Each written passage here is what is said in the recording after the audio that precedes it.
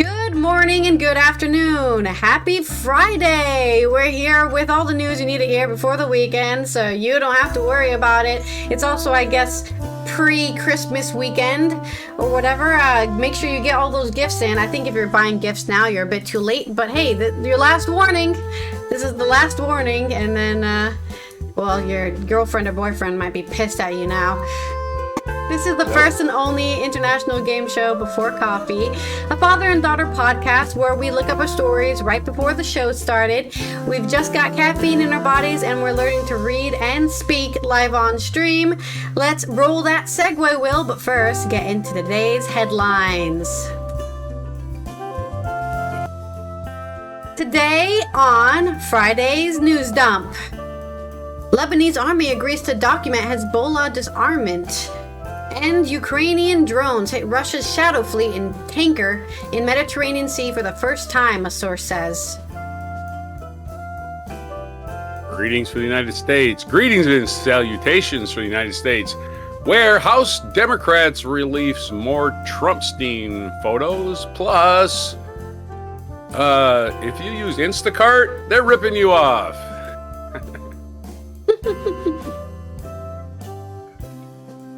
Let's make it short and sweet. Austria's top court rules Meta's ad model illegal, orders overhaul of user data practices in EU, and from France, guess what? More budget drama. Parliamentarians failed to reach an agreement on the 26th budget.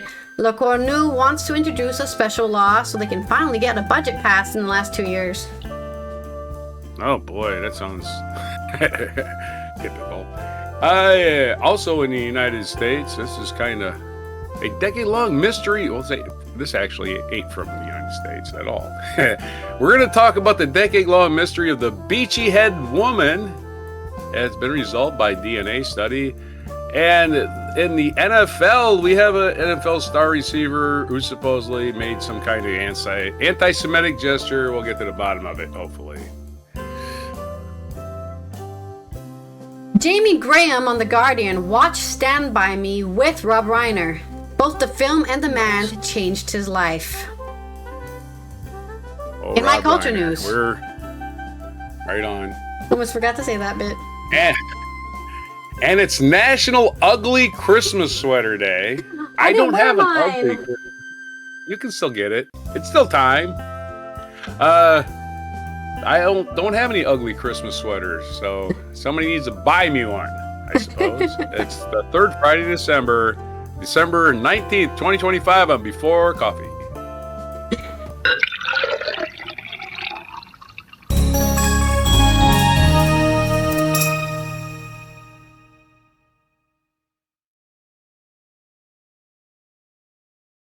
Dolly Parton's I couldn't find my Christmas sweater. I don't know where it is, so no Christmas sweater for me today.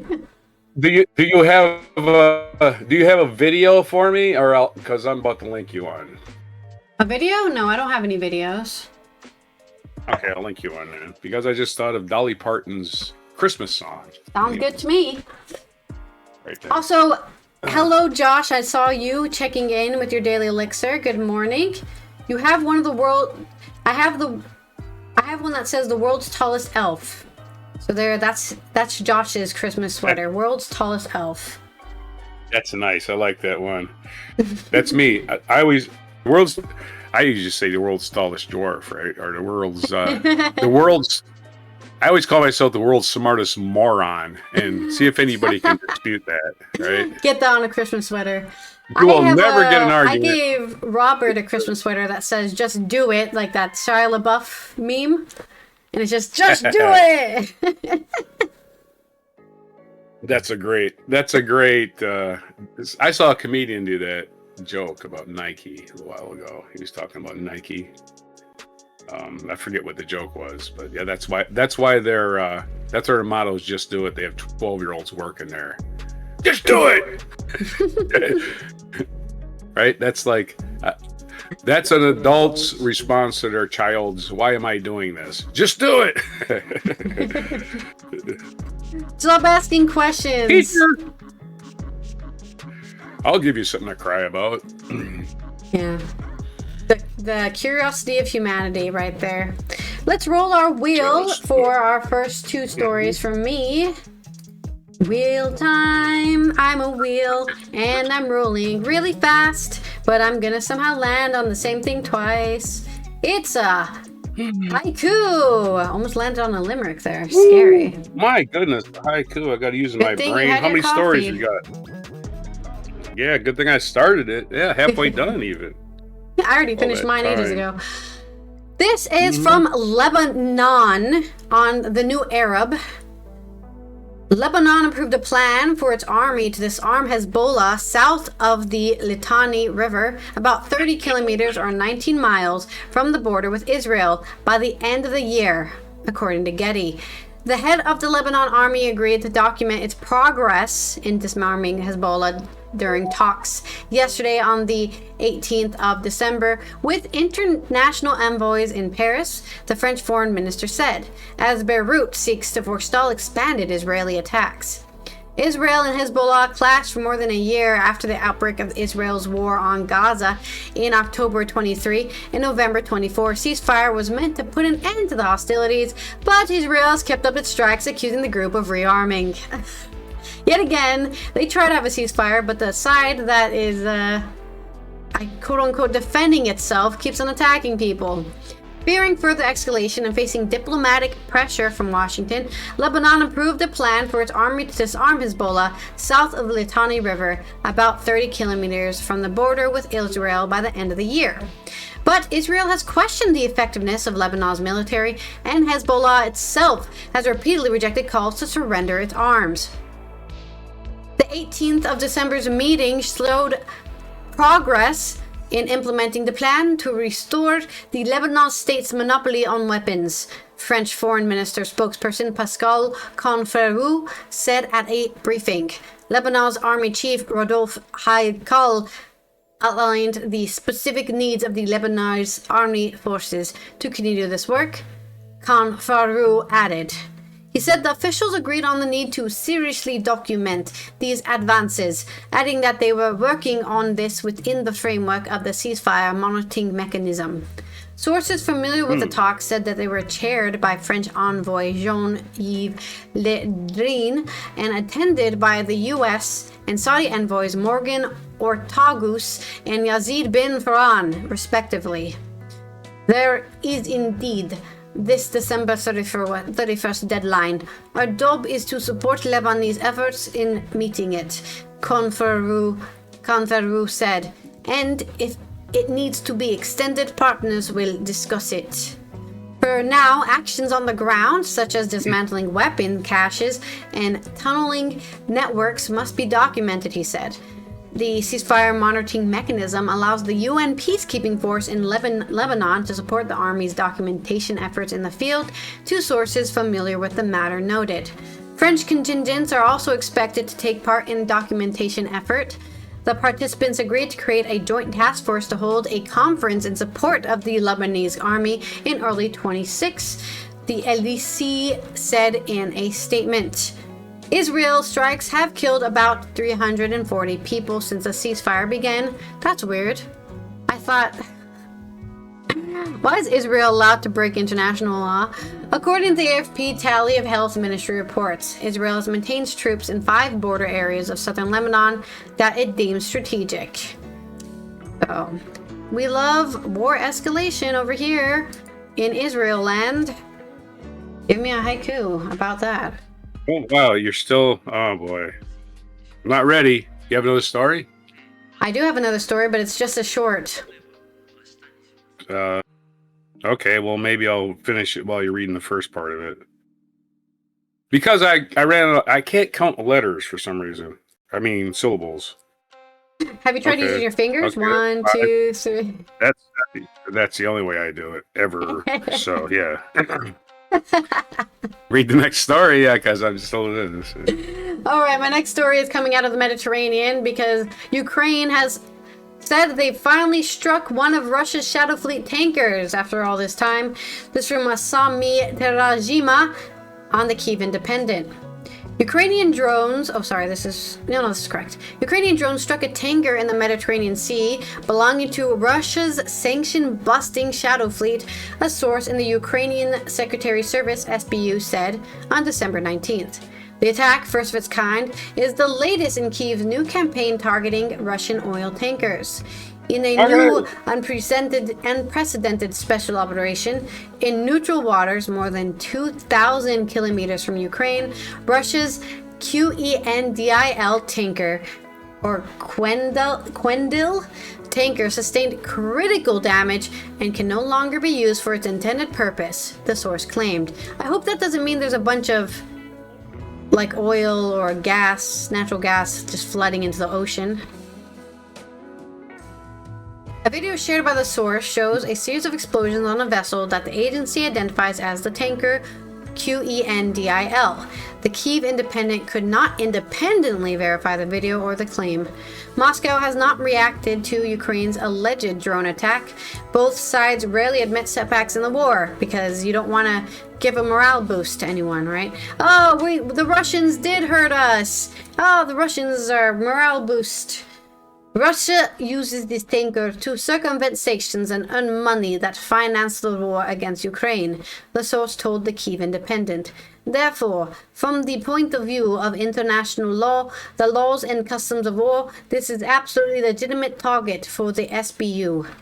The Shadow Fleet consists of tankers that rely on opaque ownership, flags of convenience, and irregular shipping practices to move Russian oil despite Western restrictions, like India.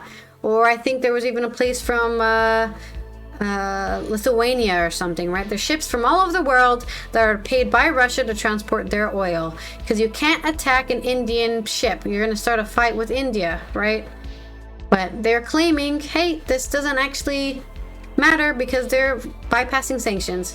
Outmanned and outgunned on the front, Ukraine has turned to striking targets deep inside Russia or in Russian-occupied Ukraine territories or on the sea with domestically produced drones in an attempt to slow grind down Moscow's war machine.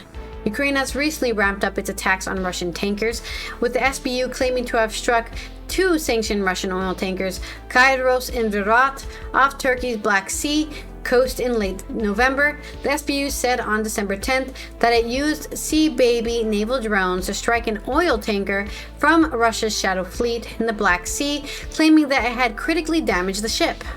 The SBU source said that the recent long-range drone strikes conducted by its Alpha unit has not caused environmental damage, as the tanker was empty at the time of the alleged attack. But now it can't fill up on any oil, so that's good to hear. I'm glad they reported that they didn't just put a giant oil spill in the middle of the Mediterranean. I do not want to hear about that. Freedom for Ukraine, but not poisoning the water, please. Not the expense of whales and dolphins and all sea creatures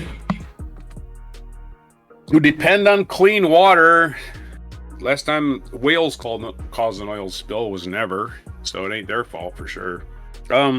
So my haikus are similar stories. So we got similar haikus. First one is: one man's peace plan is surrender to others, war, organized theft. And the next one, you could use it for both of those. Both your stories, that one could apply, but this one only applies to the Putin story. Putin had a plan to recreate an empire. War, organized theft. same last line. That's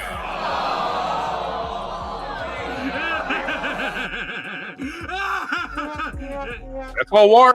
You get stuff we want it. We're not going to have to pay for it. Yeah, that's the point of war for sure. There's 3 ways to get something there, right? There's buy it from them, steal it from them, or coerce it, or trick it from them, that kind of thing. Or it's like we like to call it diplomacy. Diplomacy, yeah. Diplomacy usually comes with the first part, which is stealing it, right? Yeah. Oh, we stole all this land, and now we're going to negotiate a settlement. Please forgive us for our transgressions. Here. Well, I guess we'll pay for it now because you caught us. Putin should be hanging from a scaffolding somewhere. That's where he should be. He should be dead. He shouldn't be in charge of a country. He's a horrible, horrible, horrible person in every way you can be, because he's not an honest person either. It's one thing to be horrible and be honest. It's another thing to be horrible and being dishonest. As Norm Macdonald said, the worst part about Bill Cosby was the hypocrisy. No, that wasn't the worst part. It was it was the raping and drugging and lying. That part was worse. Okay, our next segue is non sequitur, which that just was one. So thank you. Definitely for a non sequitur. Anyway, I always trace back to Norm Macdonald in all my stories for some reason. Okay, we're gonna talk about some stories that the number one story in the United States in the history of the world is, of course, the Epstein files. So we're never gonna drop that until we get some resolution. It's like, okay, first of all, if you're in the files, you're not guilty of anything, right? If your name's in the files, that just means you knew the guy. He didn't necessarily make you a criminal, right? But if you're in the files thousands and thousands of times, doesn't that I'm just saying, you know? You know, it's like Batman and Robin. Let's use Batman and Robin. How many episodes of Batman and Robin is Batman and Robin in, right? All of them, right?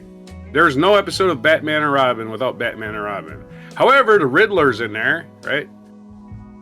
The Penguin's in there, right? All them villains are in very sprinkle about episodes. Trump and Epstein were Batman and Robin. Everybody else was the Riddler. Okay, that's your total comparison to reality here, if you know anything about Batman and Robin.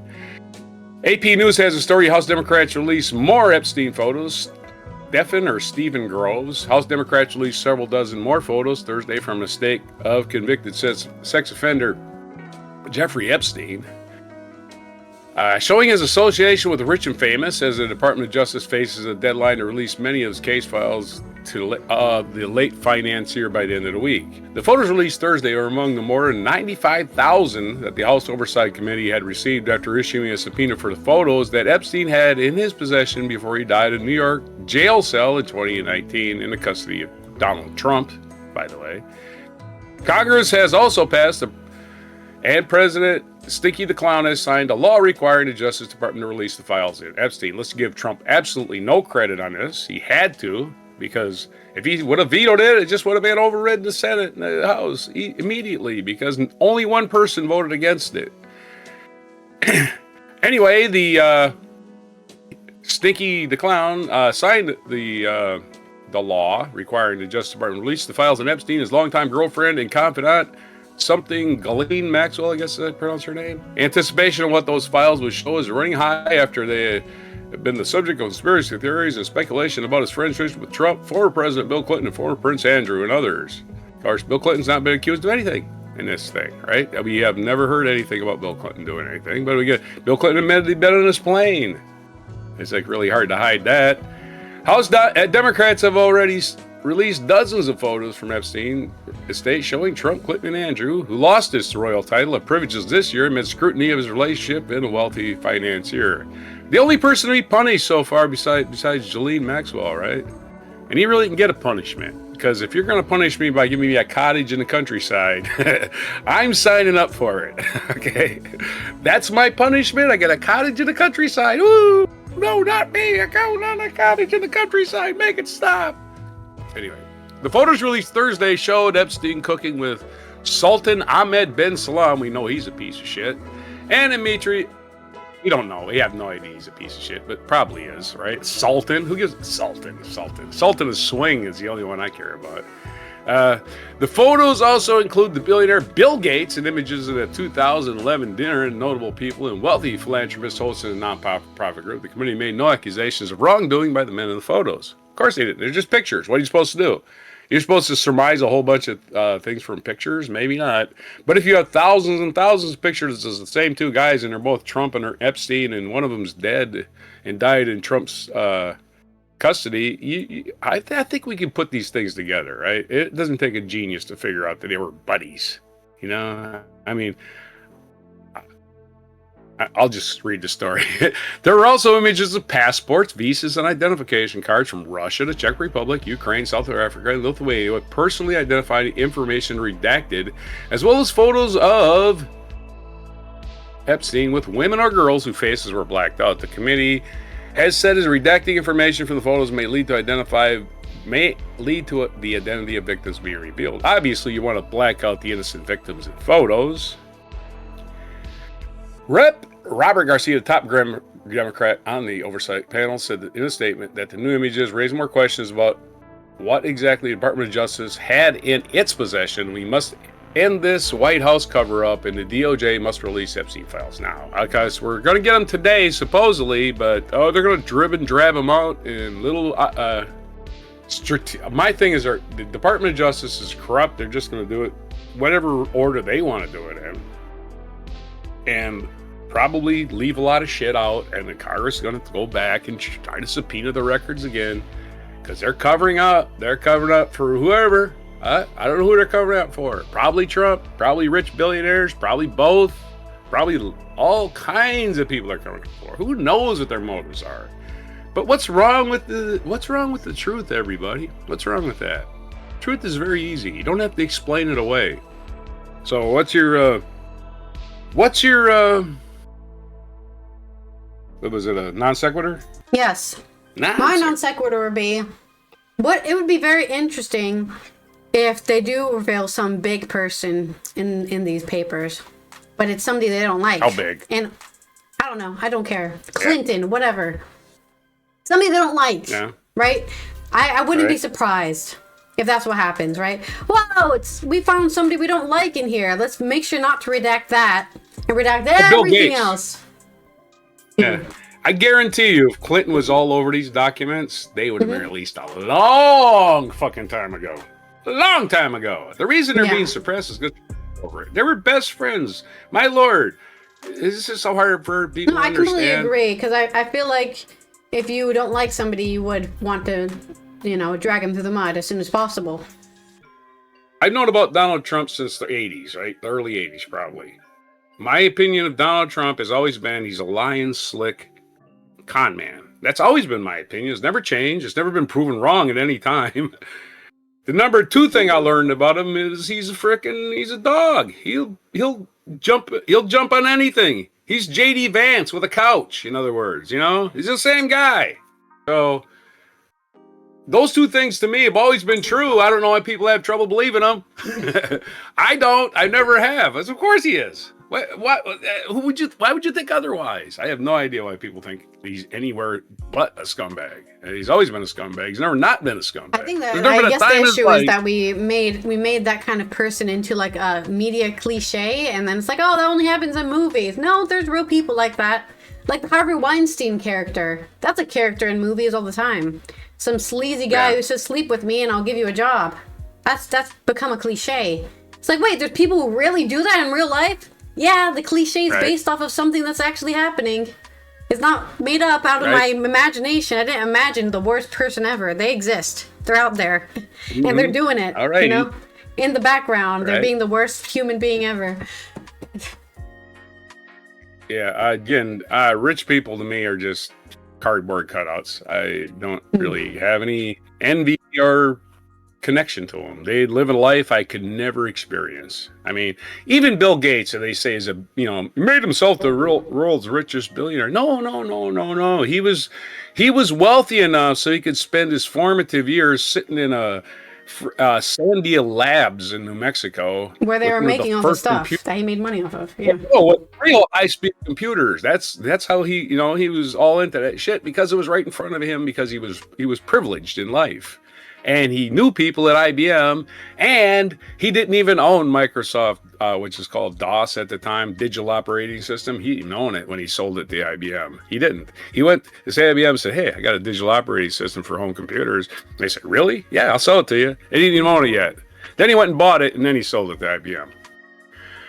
So yeah, that's how Bill Gates got rich. He's not some kind of secret guy with a secret door to anything. He was born rich. He was born rich. A lot of these people were born rich, and I have no time for their pitiful stories of, oh, you got to support my lifestyle. Screw your lifestyle. Go live my lifestyle for the next 20 years, Bill Gates. See what you do about it. You wouldn't be able to do it. And speaking of people ripping other people off, this is from click2houston.com.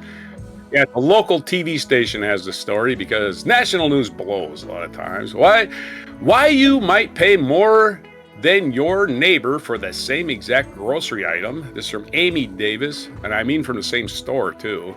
Amy Davis, Andrea Slyden have this. Consumer Reports investigation finds Instacart using AI to display different prices.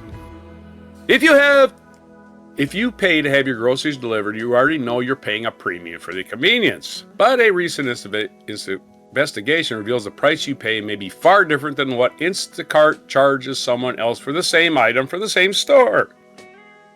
Airlines do this, by the way. I can get on a plane. My ticket in coach cost me $300. The guy next to me with no points or anything gets the same ticket because he bought it from some fly-by-night website. He paid $30 for it somehow, right? That's just, how is that a thing? Different prices for the same seat.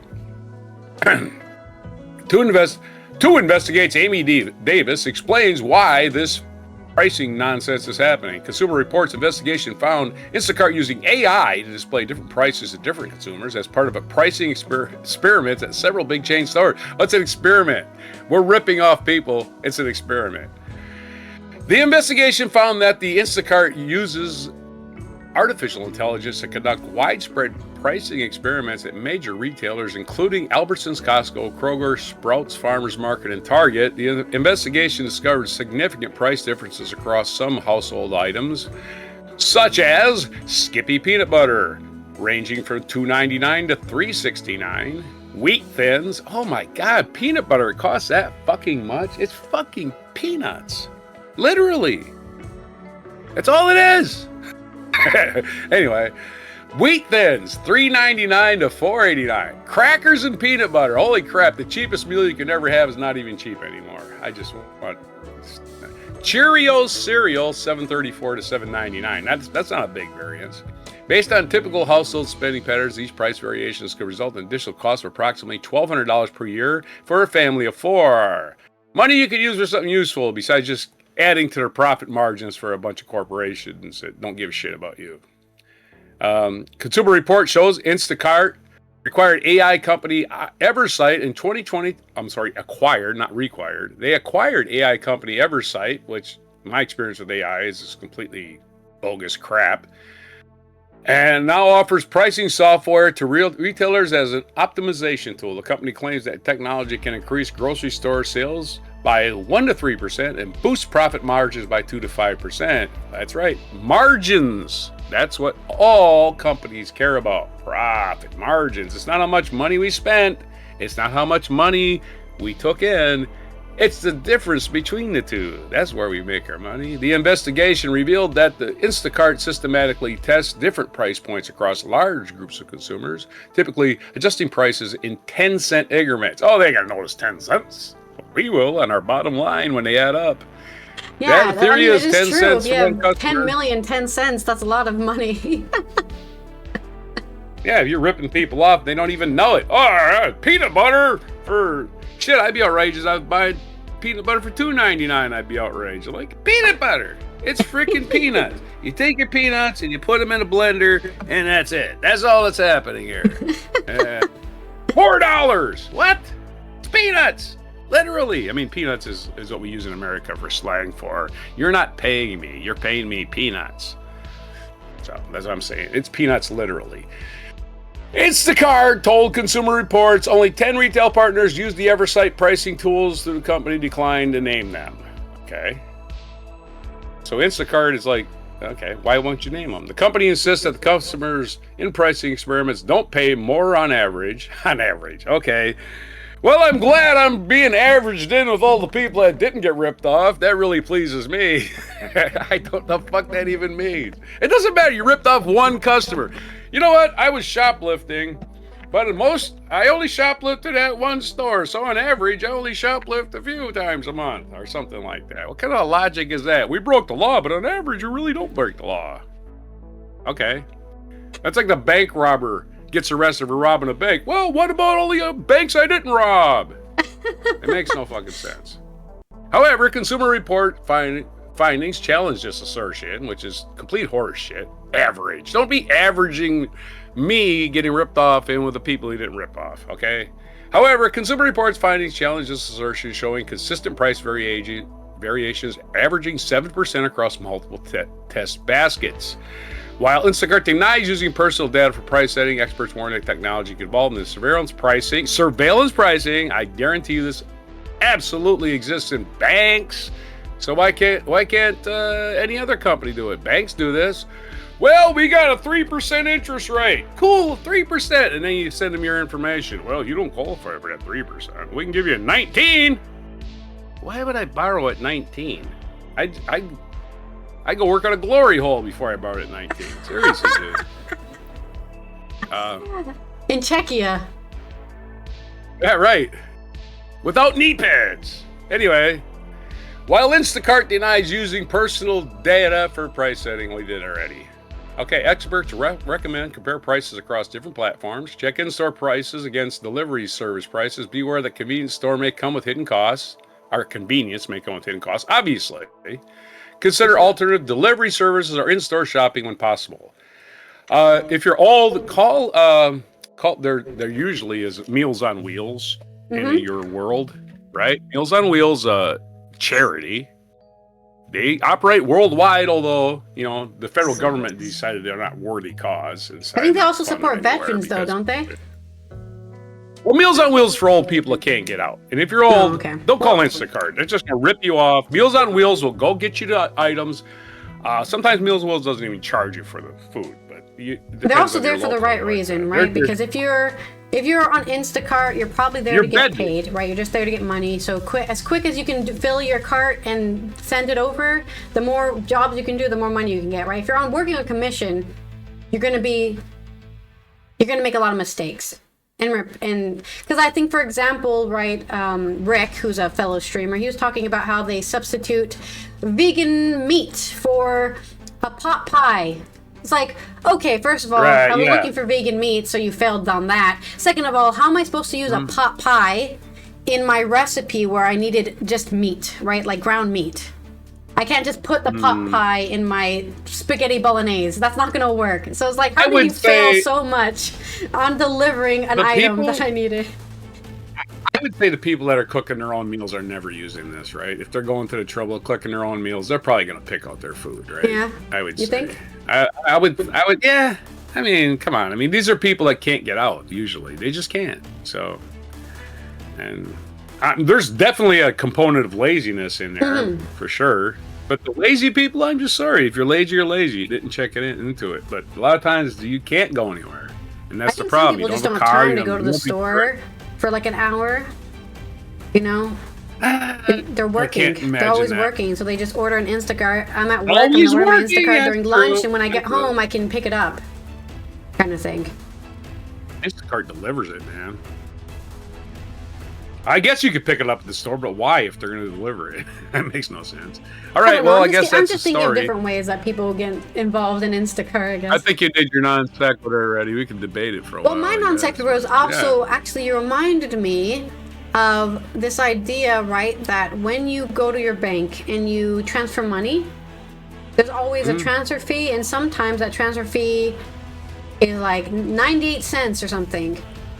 I heard, right, this is a conspiracy theory, it's my turn to have one, that banks will save those 2 cents or whatever, and they'll put them in their bank account. So all these transfers are happening, they're slowly making money off the cents, the small amount of cents. Instead of giving it to you, they take it for themselves. Yeah. That's why, banks they're not greedy necessarily to your face, but they're definitely greedy in the background. They're taking their little nickels and dimes. I don't even know why there are transfer fees. It's all digital. All the money we're transferring isn't being moved by a car somewhere. It's just numbers. This is how PayPal stays in business. That's their business model. Well, PayPal itself is not a bank. At least it didn't start out as one. It was started out as a way for you to pay your bills without having to, go write a check. And you pay a little fee. Or whatever. All right, then. That's your stories. And that's my non sequitur. Now I need 2 stories. 2 stories. You want more, I can give you more. But no, I just wanted you to do this for me. My great non-sequiturs. Oh, I'm sorry. I had the soundboard up too, and I didn't do it. Sorry, I was too busy listening to what you're saying. Okay, let's roll our wheel for our next story here. Homer's just laughing this Friday. What's the spin? What's the spin? We're spinning the wheel. It's gonna land on Tell a Joke. A yoke. Okay. My next stories are about... I remember these ones are pretty short too.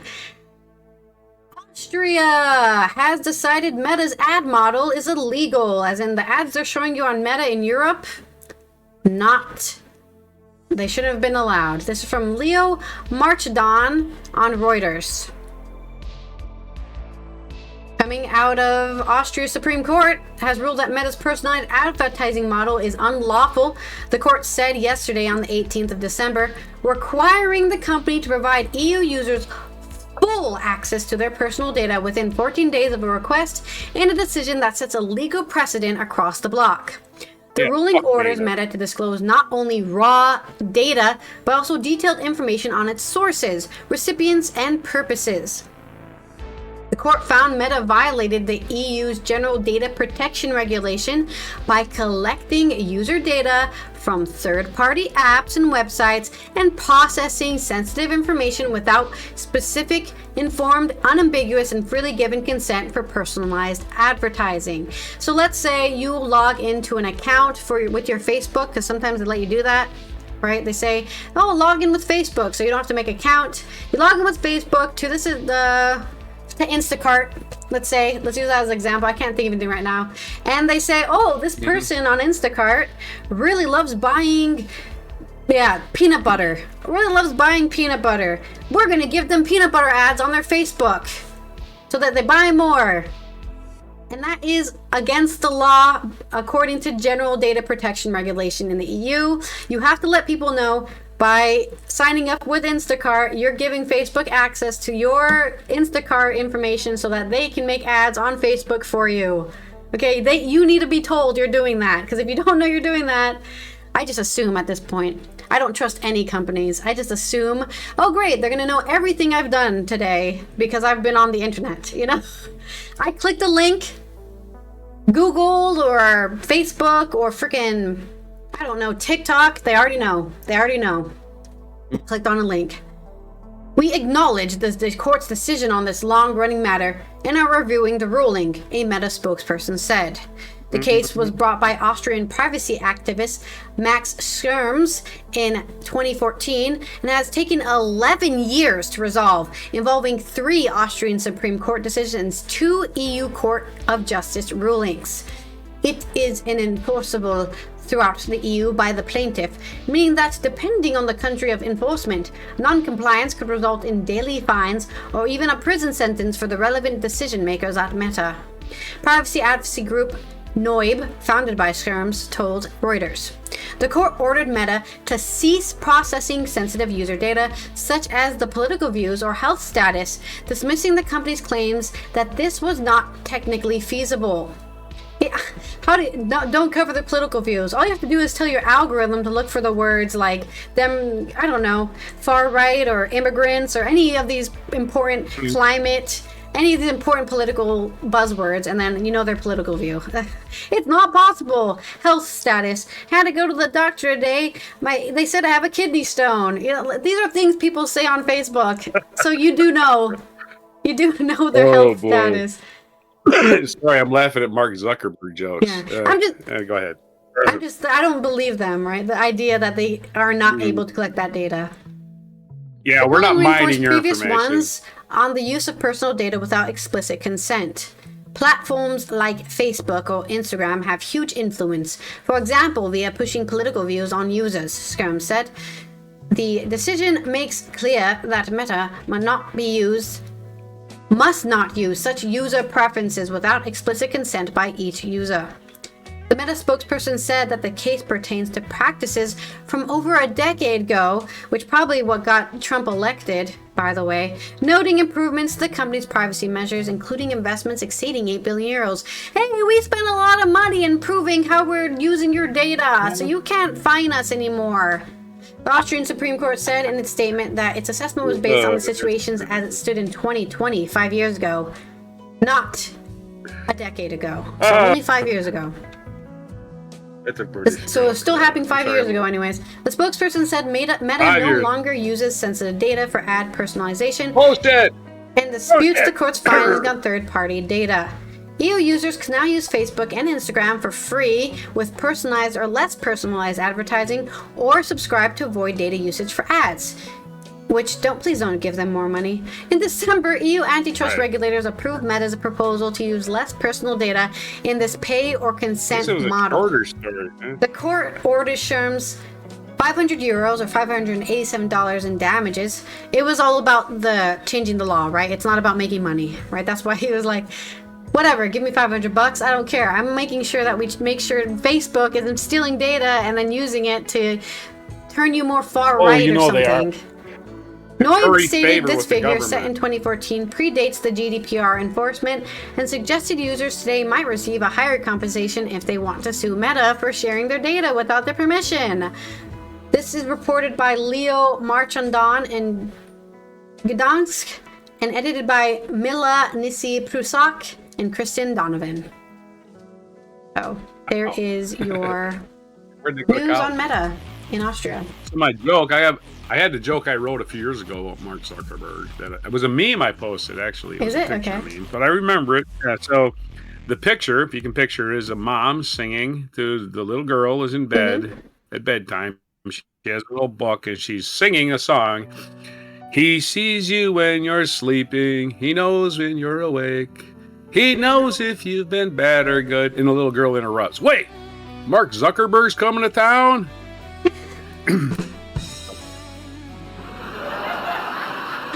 My favorite joke when I was laughing at. He knows what you went to the doctor appointment for. He knows. Mark Zuckerberg is coming to town. Yeah. And the joke I was laughing so hard at was, what's the difference between Mark Zuckerberg and my neighbor Steve? What? Steve's not a cunt. That's a British, that's gotta be a British guy wrote that, because only the British use that word more commonly. It's funny in British, trust us. Oh yeah, it's definitely funny. Exactly. All right, I've got another story here, and this is completely unrelated to what we're talking about. One more. Hold on. You have another joke. The boy walks up to Mark Zuckerberg, and the boy says, "My daddy said you were stealing our information." Mark Zuckerberg replies, "He isn't your dad."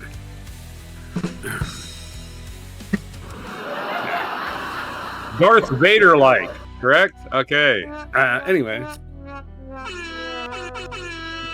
All right. Okay, now my next story, which is about the drama in France for the last 2 years, it feels like.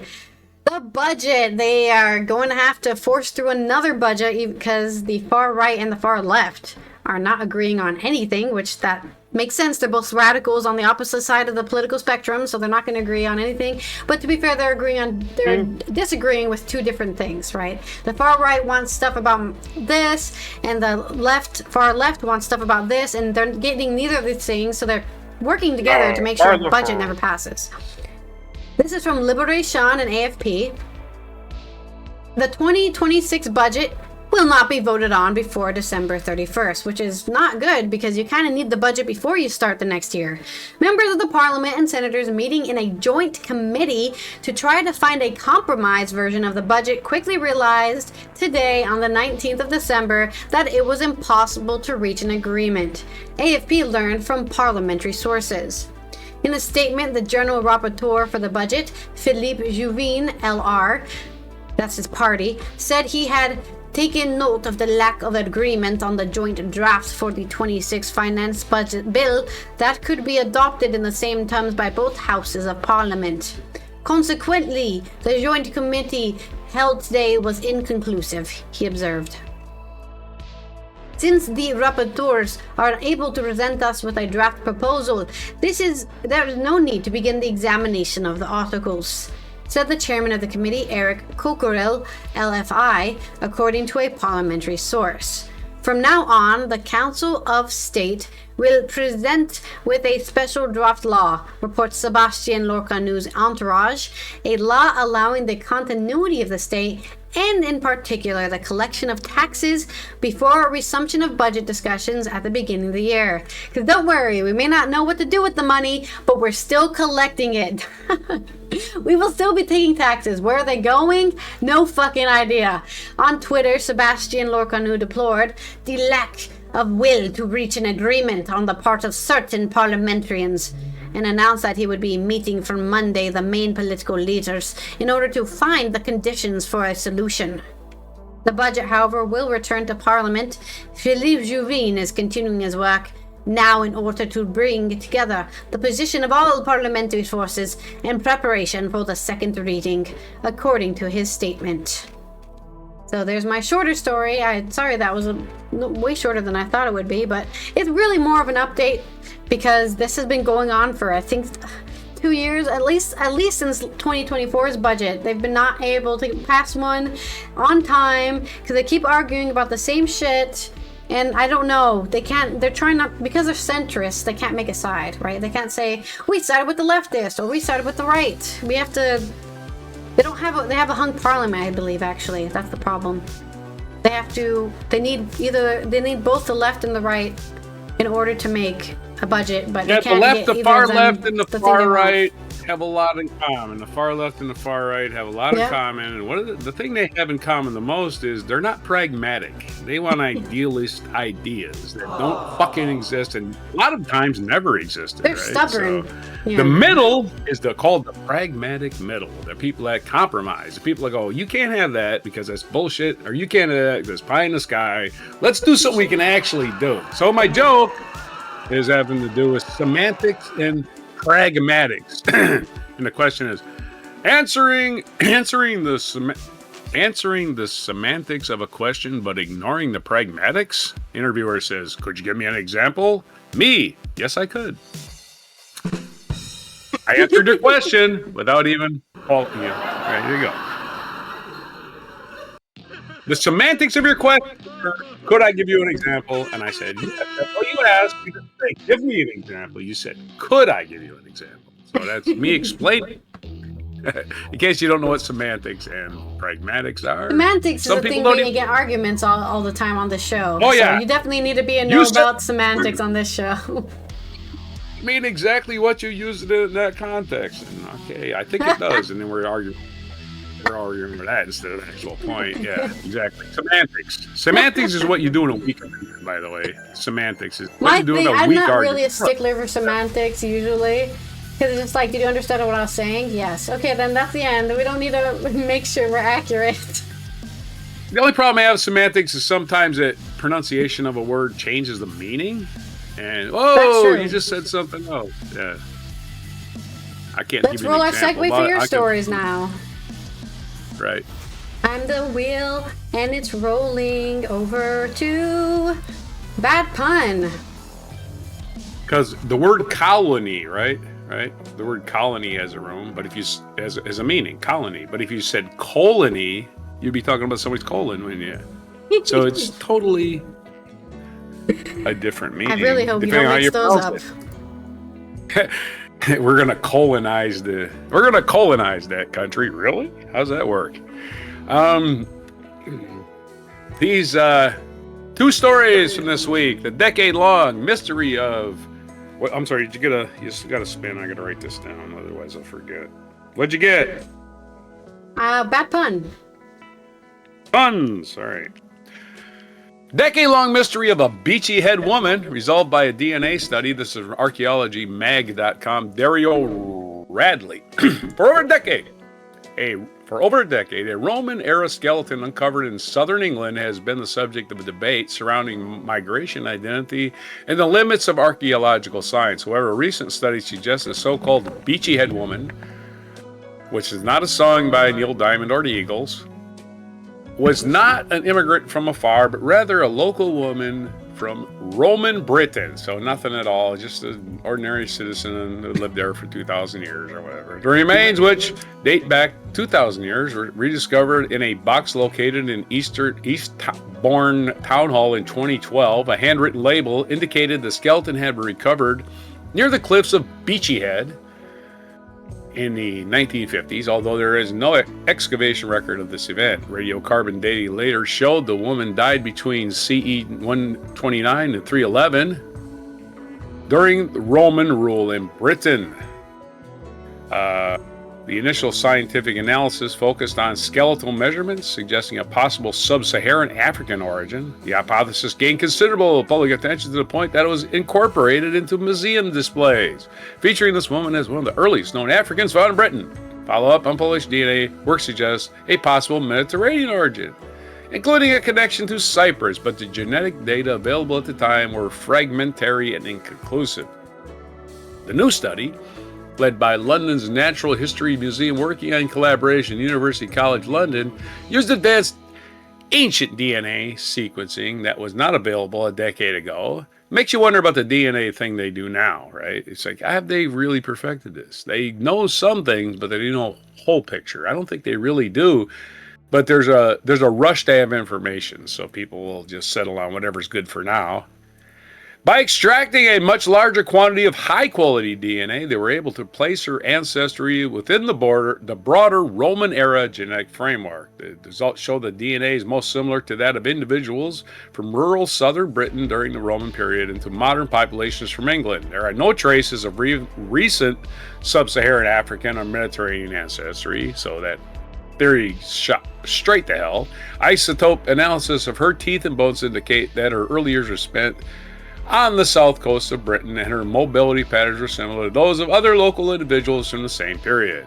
There's also other bioanthropological evidence, that's a long word, that helps to learn more about her life. She was 18 to 25 years old. At the time of her death, she was just over 1.5 meters tall. She had a healed injury in one of her legs, which shows that she survived a serious wound earlier in life. Her diet, which was identified through chemical traces preserved in her bones, which was rich in seafood, suggesting that she lived in a coastal area. She was found at a beach.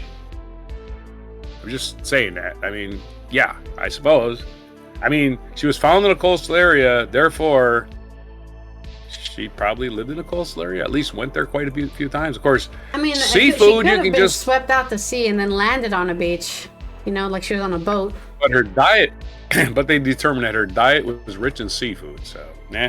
I mean, with the help of modern forensic methods, the team also made some new predictions about her facial features, including the possibility she had blue eyes, light hair, and intermediate skin pigmentation. Such results have led to an updating of her digital facial recognition. Of course, DNA will tell you where they will find that trait. Hey, that one works for blue eyes and blonde hair. She's got that one.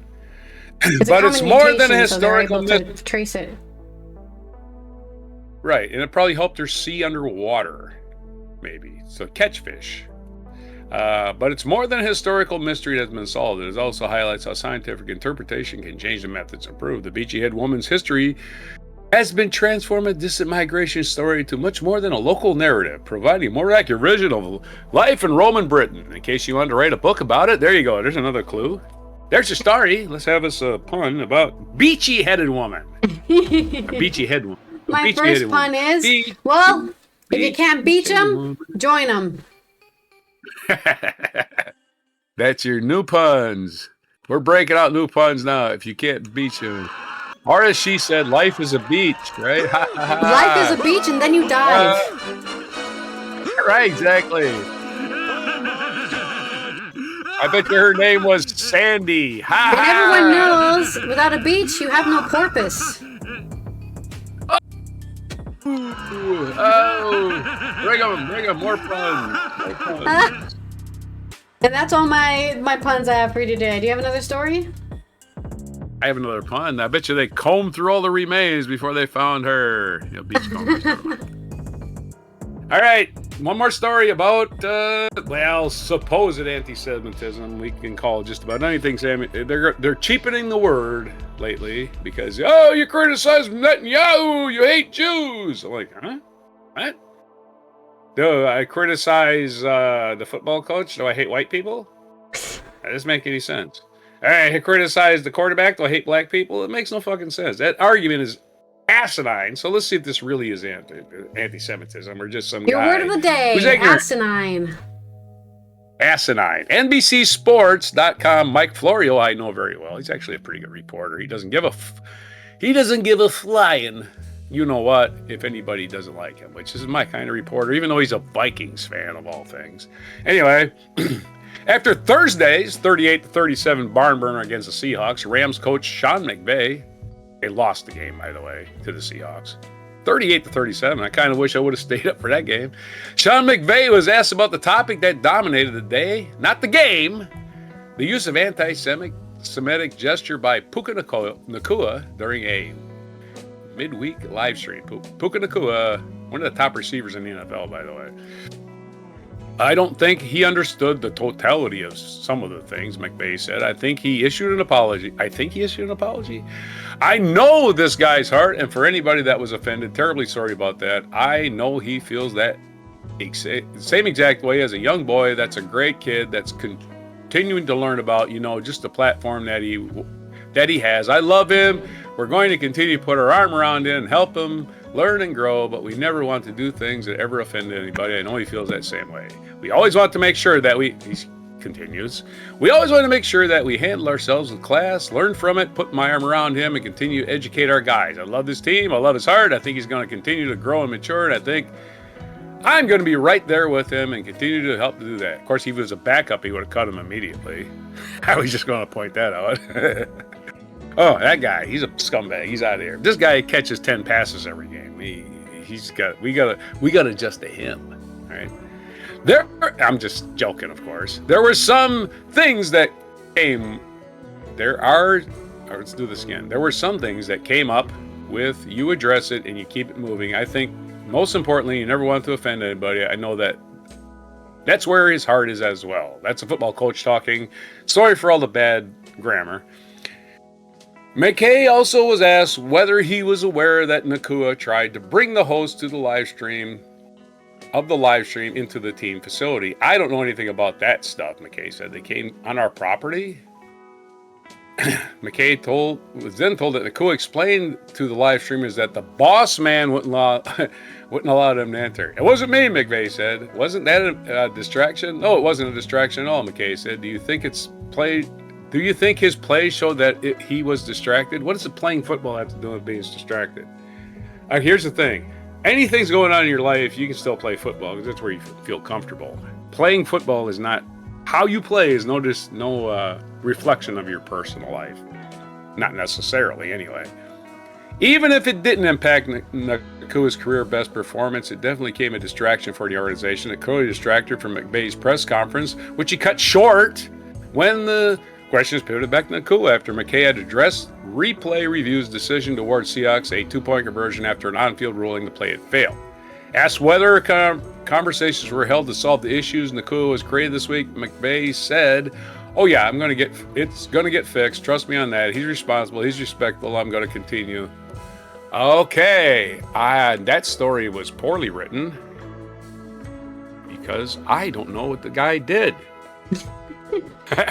Yeah, why didn't they say? It's like, well, we don't want to repeat it because you might actually do it, I guess. I don't know. Okay. Let's do the AP story where they might tell us what actually happened instead of giving the coaches little, oh my God, my guy did something wrong, but he's caught 10 passes. He's my favorite, Okay. We get your angle, coach. You don't want to piss him off because he's your best player. Los Angeles, lack of awareness of some frustration. Nacua said it on once when I feel, man, I watch other games to see the calls might get blah, blah, blah, blah, blah.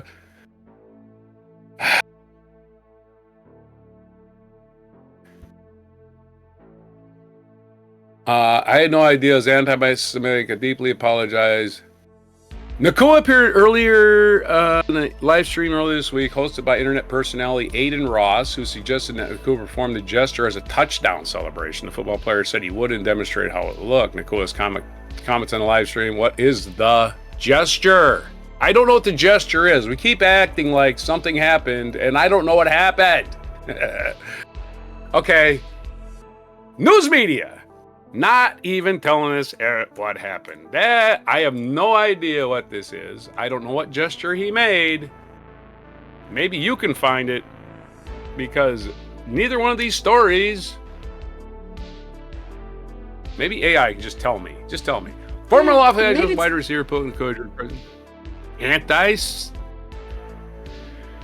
performing a gesture on an internet live stream that considers anti-Semitic stereotypes. The gesture involved rubbing his hands together in a manner that suggests greed, an action that often associated with the covetous Jew trope. Okay. That's what rubbing Koreans do. I'm sorry. I mean, if I want to be a little culturally aware here, doing this, it's how Koreans beg for mercy when they've done something, like, please forgive me. And that's an anti-Semitic gesture now. I know this is Aiden Ross, a white guy, and another non-Asian guy that are doing this. So I don't know why it would translate anything to Korea. It might as well be from... It doesn't matter what country. I've done that gesture on my stream because I watch a lot of K-dramas. I still don't know what the gesture is. Rubbing your hands together. You know, like when you're rubbing your hands to like warm them up. Hand rubbing. You know, like that. You know, and, like it's like this. That's the money. That's the money, give me money thing. I've never heard of it. I've only ever seen that on a K-drama when like somebody's begging for mercy, like please forgive me. They bow down and they start rubbing their hands together. So yeah. Well, Dingle Nuts here was told to do it, and this Aiden Ross guy was encouraging him to do it, and he knew what it was. And so this guy he's the one responsible ignorance for the crime, I guess. Nakua later issued an apology in an Instagram post stating I was unaware of the gesture's offensive meaning at the time. The NFL and the Rams organization. Yeah, neither did we. Yeah. Like, here's the thing. If you're gonna go on a podcast with somebody and you're a professional athlete, check who you're getting on a podcast with. I don't know who these clowns are. Aiden Ross. Basically, everybody's famous on the internet these days. Yeah, never heard of the guy. Make sure when you don't know who you're going on a podcast with, you Google their name and Nazi and see if something comes up, and then you probably know. You probably get all the information you need. Okay, Aiden Ross is 25. In other words, he's a child. To me, he's a small little baby. Little baby has done nothing in his life. Unless he's been military or done something, he ain't done shit in his fucking life at 25 to criticize anybody and some people. Literally, if I search Aiden Ross Nazi, I apologizing for doing the Hitler salute live on stream. Okay. That's all you need to know about the guy. Right there. That's all you need to know. Okay, I'm just gonna get on to this guy because I really don't like this dude. I don't like this dude trying to ruin a guy's career. Look, this guy's just innocently going through his career, doing the best he can. He's not a white guy, all right? Puka Nakua, right? He's not gonna be a Nazi. If you're a Nazi in America and you're not white, you're broken, right? Because the people that hate you are the people you hang out with. I'm just telling you that. He's no college education, right? Aiden Ross, he's nobody. At Texas. There's also an Aiden Ross who's a Texas A&M engineering student who just won The Voice season 28. So that's a different person. Poor guy. I'm gonna go with this guy should not be in trouble for doing this thing. And no, absolutely, yeah. He's a famous football player, so yeah, he's going to be covetous for money. That's what you go into sports and destroy your body for. You do it to get paid. Not only is he a famous football player, but I'm just going to go ahead and say he can kick Aiden Ross's ass without even trying, right? It wouldn't even be a day thought. You understand football players are not little pussies, right? They're not just, oh no, don't hit me. They get hit 30 times a game. Minority, I am not a big fan of assuming somebody is being racist because they do something. You should just ask them, are you trying to be racist towards me? No? Okay, well that's the end of the conversation. Yeah, the number one killer in the world is ignorance. Right? You wouldn't kill somebody if you knew what their life was like. You just, oh my God, that life is terrible. I feel bad for them. Let me give them a sandwich. But you're told to kill people out of ignorance because you don't know. Let's So go to my anyway, puns, but I do have puns about being racist. So here we go. all right, let's have them. I'm a racist. Wait, look. Yeah? Wait, sorry. Look, I'm not a racist. I don't even have a race car. Okay. Oh my God. Oh my goodness. Why did the letter C think letter A and B were racist? Because they came Because they were Nazis. Oh! I did not see that coming. And here's one for you that you will enjoy. What do you call a bunch of racist rednecks storming the Capitol building? Trump voters? The Ku Klux Klan. Oh. That one's for you. Oops, I saved that one for you. Accidentally closed. Of course, in this case, I don't think he was racist. So of course, I'm not Jewish, so I'm not one to speak. But if there's people who can take a joke, it's Jewish people. So I don't think they were screaming anti-Semitism from on high. Yeah, any NFL player, any athlete out there, anywhere, somebody asks you something stupid like that, and you don't know where the hell it comes from, it's like, no, I ain't doing it. Just play football, you know? Yeah, I'm not telling you not to why have are you trying to be famous on podcasts? Just go play the football game and then have your famous podcast era after, when you do retire. Not during it, when you're still playing the game. Everybody really didn't care about Aaron Rodgers till he started going Pat McAfee's stupid show and getting paid to go on his show. And nobody realized he was getting paid for it. Oh, he's getting paid, so it's not even an interview. Okay, why don't you call it the Aaron Rodgers show then? That's what it is.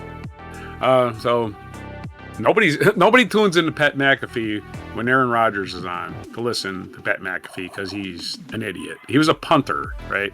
Yeah. He's a punter. That's all he was. He was a big punter, like he hit people and it would hurt. But yeah, But he was still a punter. He got famous for being a clown punter. That's exactly. He's still a clown. Let's roll our segue for my culture news. All right. It is. Reminds me of a song. My culture news is, of course, going to be about more Rob Reiner because he tragically was killed with his wife. And we're going to keep talking about the great things he's made and done and how he's affected specifically this one person. On The Guardian, we've got a recollection or maybe more of an obituary to Rob Reiner by Jamie Graham, who watched Stand By Me with Rob Reiner, and it changed his life. He had watched the coming-of-age Weepy over and over growing up, so it was an overwhelming experience to sit down with its creator and see it again. It was a magical day, and Rob Reiner was just as warm-hearted as his movie. He beamed when he greeted me. "You've seen Stand By Me 100 times, he asked?"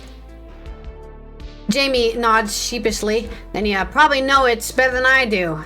In August of 2006, 20 years after Reiner's coming-of-age Weepy was first released, Jamie was sitting in his office at Castle Rock Entertainment, the LA-based production company he co-launched in 1987.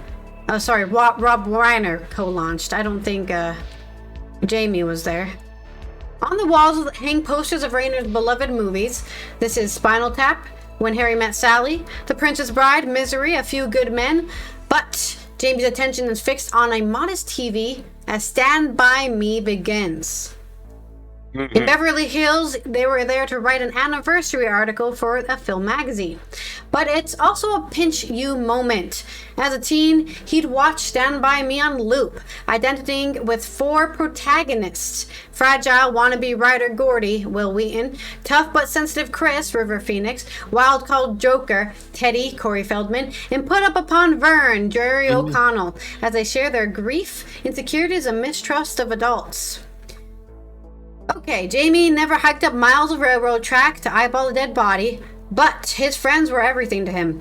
Plugging the ragged hole left by his parents' divorce, like Gordy, Jamie felt lost at home and, like Chris, was looked down upon because in their village in the 80s, families did not break up. But the closest circle of pals made everything all right. Together they watched Stand By Me. Like the kids in the film, were never stopped with the banter They never stopped with the banter, but could also, when needed, put an arm around each other's shoulders. They started to watch the film with Rob. Gordy feels so disconnected, said Reiner, as a slight, doe-eyed boy endured a conversation with his father. It's a theme that runs through the whole film. It's all about him feeling that his father doesn't love him. Reiner turned the thought personal as he spoke of his own father, Carl Reiner. He was a big force. I felt like he didn't see me. For the younger Reiner, who had previously played Meathead in sitcom All in the Family and directed comedy feature This Is Spinal Tap and The Sure Thing, Stand By Me was a conscious movie to escape his father's shadow. Though peppered with one-liners and ripe with adventure, it was the baseline of melancholy that runs through Stephen King's source novella, The Body, that vibrated through Reiner's core. Like Gordy, Reiner was 12 years old in 1959 when the actions take place, and he too was the invisible boy at home. Stand By Me means more to me than any of my other films, he murmured. As they watched, curious things happened. The running commentary begins to dry up, and they have to repeatedly force themselves to begin speaking again. Partly it's because they're pulled in by the movie they've seen so many times before, but also it's down to the personal memories that stirred. It makes me look back at my own childhood with nostalgia, says Reiner, and he seems relieved to snap back to speaking about production of the film, shooting for 60 sun-soaked days in Oregon during the summer of 1985, running workshops for his young leads, taking the boys river rafting to encourage genuine bonds of friendship. At the end of the film, Gordy and co. have escaped junkyard dog Chopper, outrun the train on a vertiginous trestle, and plucked off some pesky, alarming bloated leeches after an ill-advised dip in a forest swamp. Together, they watch in respectful silence as a dead kid is found, and Gordy at last cries over the loss of his big brother Denny, John Cusack. Now the boys are back in the small town of Castle Rock. Yes, Reiner named his production company after it, going their separate ways. Innocence lost, friendships soon to be torn asunder. Reiner is visibly moved when Chris waves goodbye and fades out of frame. He listens to middle-aged Gordy, Richard Dreyfuss, explain how his best friend grew up to be a lawyer and was last week stabbed for trying to calm an argument between two strangers. We had no idea that River was going to die of an overdose in 1993. I mean, nobody does. There wasn't a freaking psychic on the set going, make sure you make this character die in the movie because the actor will die. That would be quite spooky indeed. When you look at the scene now, it is really chilling, Reiner said at the time. That afternoon, they watched Stand By Me until the credits finished rolling to the tune of Benny King's title track. And then Reiner, who is every bit as genial as legend has it, said his own goodbyes. Jamie thinks of that magical day often. The next day, he put on Stand By Me again in honor of the director who helped define his generation and whose film nursed and shaped him. I barely made it through the opening scene. Oh, bring you to tears. I'm laughing because I'm trying actually not to cry, because I do feel like crying after reading that. Rob Reiner made. I'm making a joke so I don't actually cry on stream, but I feel like crying. But there is a very sweet story about Stand By Me, Rob Reiner, and Jamie's experience watching the film with him. Yeah, before I go, I mean, I do have, obviously, the song reminds me of is Stand By Me by Benny King, because that's in the name of the movie. Yeah, but of course. I had to go somewhere else with it. And I also wanted to point out that Stephen King's, some of his best book adaptations to movie were all made by Castle Rock, right? Yeah. The Green Mile's made by, not by Rob Reiner, but by this company. Castle Rock made Green Mile, they made Shawshank Redemption, they made Dolores Claiborne, they made Misery, which Rob Reiner produced. They made Stand By Me, which Rob Reiner produced. So those are his best, to me. I mean, none of those are bad movies. They're all great. No, they're all good movies. Prince. And of course, I sent you a bonus video. It's a great, funny movie, hilarious. And I sent you a bonus. Oh yeah, A Few Good Men, but he produced that one, but it wasn't from a Stephen King book.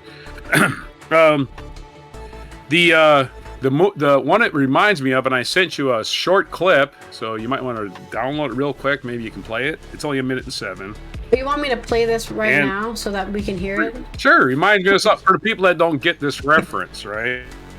The song it reminds me of is played in D minor, and it's neither Mozart or Bach. It's a mock piece, and it's written by Spinal Tap, Nigel Tufnell, and it's called "Lick My Love Pump."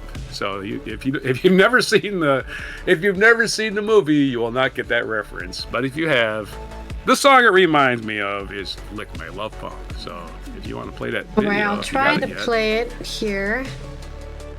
Hopefully you guys can hear it. This is my favorite clip from Spinal Tap. This is Spinal Tap. You can't see it, but they should be able to hear the music.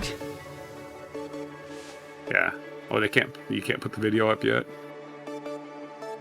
This is Rob Reiner as Marty DeBurgi interviewing Christopher Guest as Nigel Tufnell. He's playing the piano, and that's Rob speaking. Marty DeBurgi. By Nigel Tufnell. Tufnell. Oh yeah, you're right. There's no R. Of course I'm right. I've seen the movie 8 times.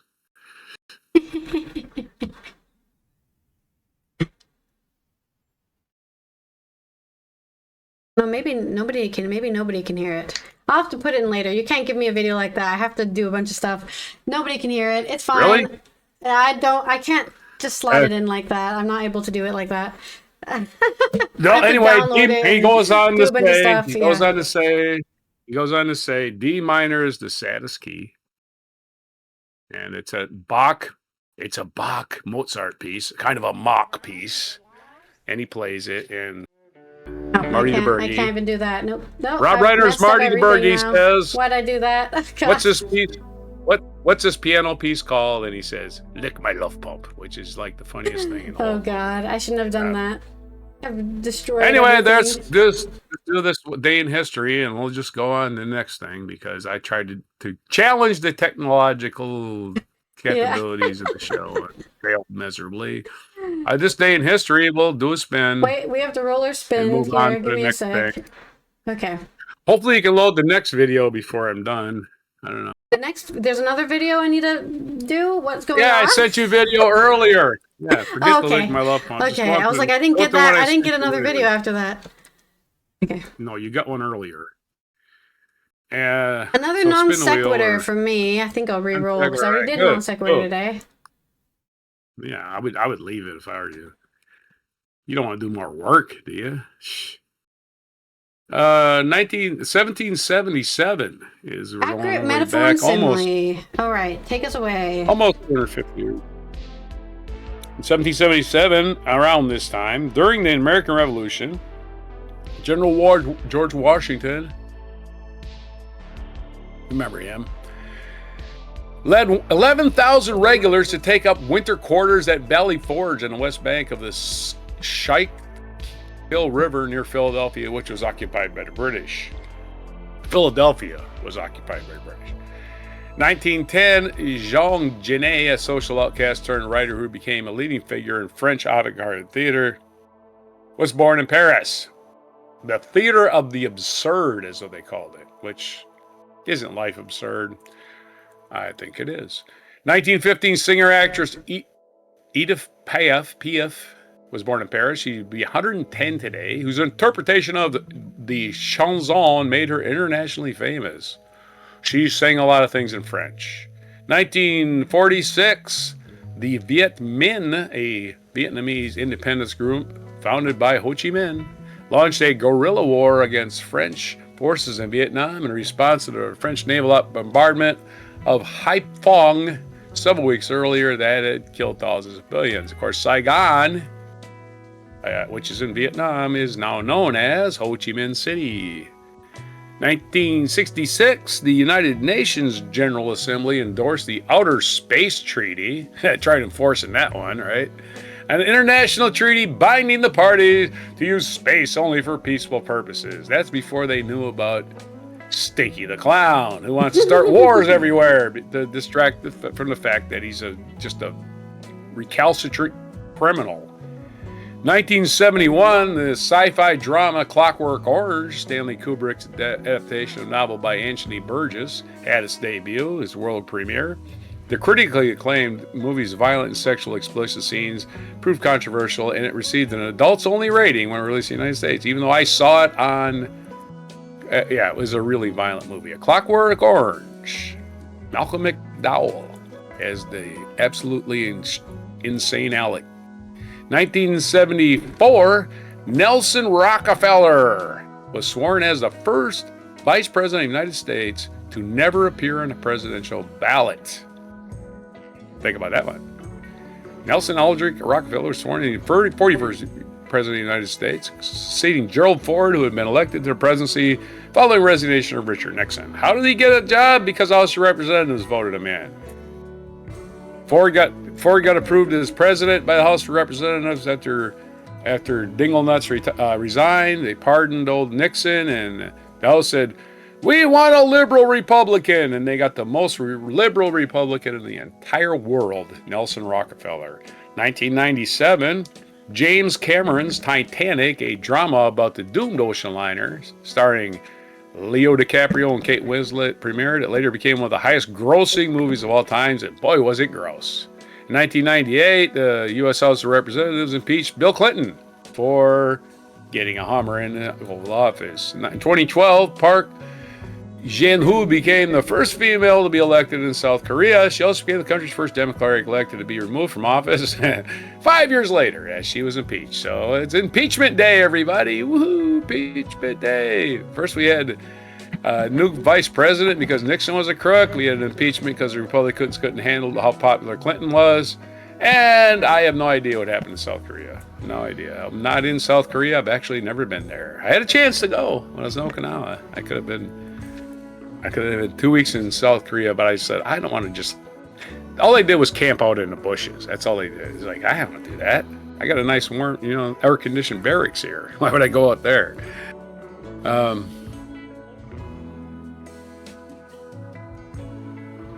Our featured event, 1843, Charles Dickens' Christmas Carol was published for the first time. It became an instant classic, the story of Ebenezer Scrooge's redemption and the Cratchit family's joy, often repeated on stage or screen today. The most, I don't even think there's anything close, redone Christmas story ever. And it's redone in so many ways. Supposedly there's going to be a new Muppet Christmas something happening. There's a big teaser for it yesterday. The Muppets already did Scrooge, so I don't know if they can do it again.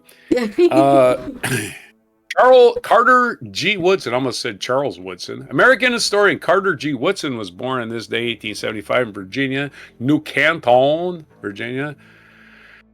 He died April 3rd, 1950, age of 74, in Washington, D.C. Other birthdays, Leonid Brezhnev, former president of the Soviet Union, born in 1906. He would be 119 today.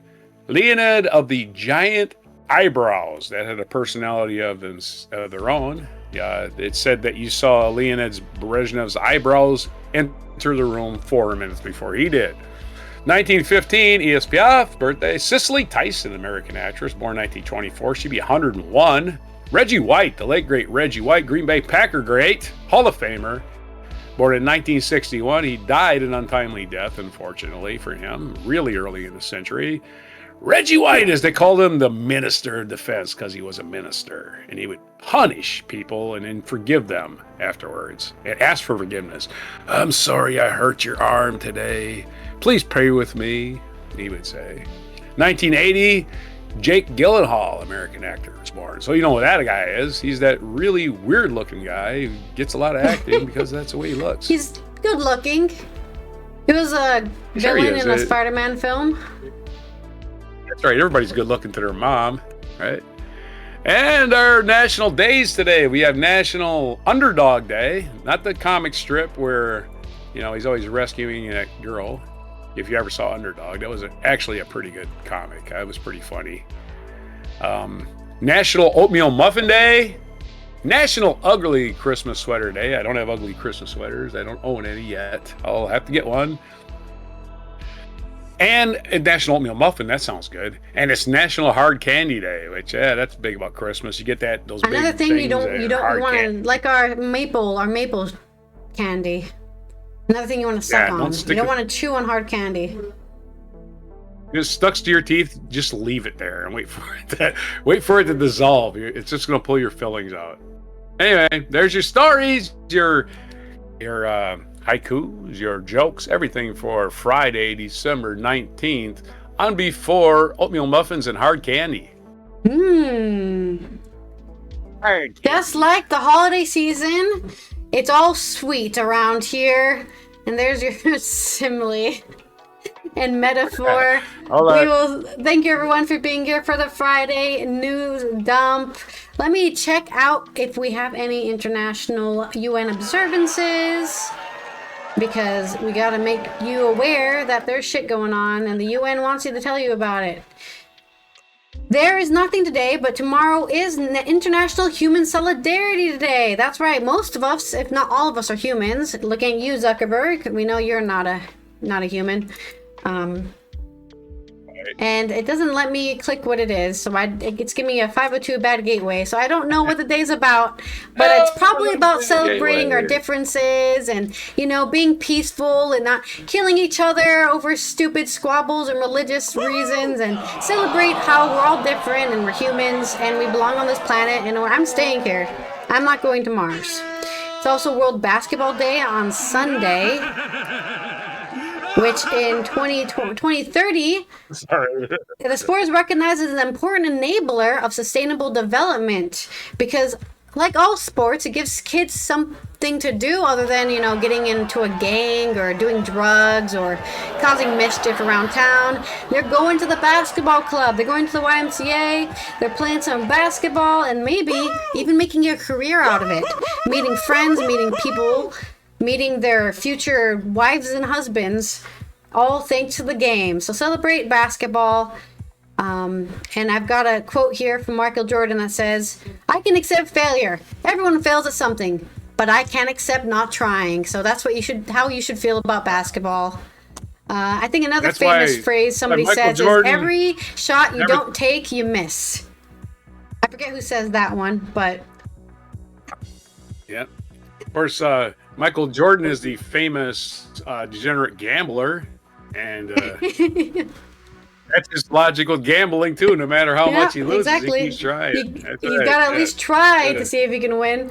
And it's also on Sunday, World Meditation Day. So after your basketball game, go ahead and sit down in a comfy way, or lay. You can lay on your back, whatever you want to do, and meditate. Give yourself some positive affirmations.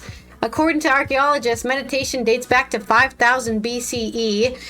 The practice itself has ties to Egypt, China, Judaism, Hinduism, Jainism, Sikhism, and Buddhism, as well as Christianity and Islam. So everyone of every religion, of non-religion, can sit down and just breathe, have that 10 seconds of calmness in their minds so they don't have to worry about anything else. If you're like me, go immediately to sleep. Yep. And that's it. Yeah. It says here meditation can help reduce stress, blood pressure, and anxiety, promote emotional health, enhance self-awareness, and improve sleep. So it definitely, if you fall asleep during it, it definitely works. I'm really good at meditation because that's what I do. I go immediately to sleep. Oh, I was meditating, wasn't I? Oh, yeah, that's right. Yeah, do it late at night. That's the best time. Yeah, for sure. All the distractions are gone. First of all, most of the distractions are sleeping too. So, all right, sorry. Okay, well, this has been Allison here from the Netherlands, Roger from the East Coast of the U.S. As we finish off another week, we're almost at the end of the year, guys. We will see you on Monday after the weekend, where you are not worrying about any of the news because we'll tell you about it on Monday. So have a good weekend. Be blissfully unaware of what's going on in the world. Epstein file updates, hopefully, right? Well, hopefully you got some Epstein file updates by Monday, right? They're supposed to be released. Please subscribe to the channel, because we need more subscribers so that YouTube and Google know that people care about us making this show, because we are what again? Not artificial AI. We're real people covering real stories that are happening. We're not making this shit up. They're really going on. So we're not here to gaslight you and report off Twitter. Okay. We're not artificial, and we're not intelligent, so we're neither one of those things. So exactly. So, yeah. And here is our mic drop moment. Hey, Always gotta humble yourself. Some nice hard candy for you. Maybe I'll move somewhere. This is an oversight. I shouldn't have left this off my list, but I'd leave some off. And again, what do we always say about Dolly Parton? She does not look like that. It's all a costume. She's bald. The wig is a costume. I mean, she looks like that. The makeup is a costume. The push-up bra is a costume. I bet you she doesn't wear a bra when she goes out as her normal self. No, she legitimately has giant ones. Her boobs, that's where's her famous thing, right? She go on Johnny Carson and just look at her boobs all the time. Yeah, I would say it's the whole package and like her hair and the boobs myself. But and her nails. She always had long nails. Before it became really popular, she always had long nails. I feel like maybe she even popularized How could she play guitar though? She played guitar with those nails. I think they were her nails, right? I don't think they were fake because they would break off, right? I mean, that's how people play, I can't remember the name of it, but there's a Japanese instrument that you play also with very long nails. Yeah, I think she had to use a pick. There's no way. Those nails had to be a pick practice nail. to use long nails to play stuff. And then they break off. That's a problem. Yeah, that's why you gotta get strong nails. I have pretty strong nails. My only nails that ever break off are my thumbnails. And you won't even, you can use that for the guitar. Probably a finger. I got finger picks. They just slap over your finger. Blip, blip, blip. It's not that big of a deal. Maybe I'll count the stars until the dawn. Can you show you my finger picks?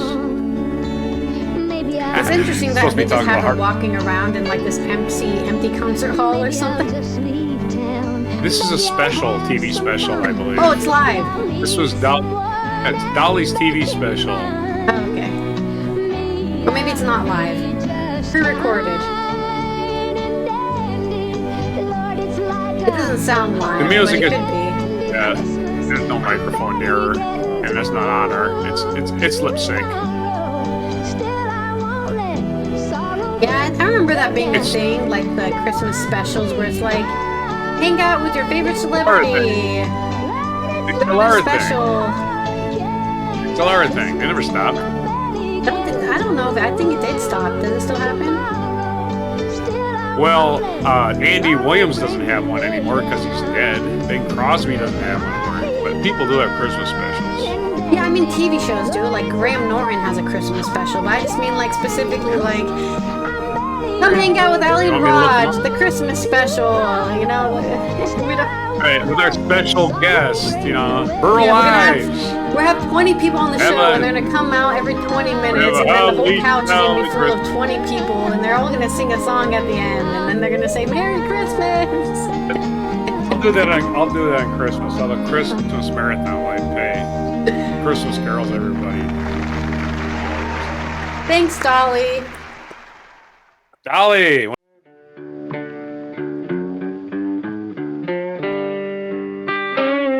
Be sure to hit the like, subscribe, and notify buttons, and follow our other channels: Toxic Alley, History of Gravy, and Scratchy Old Records.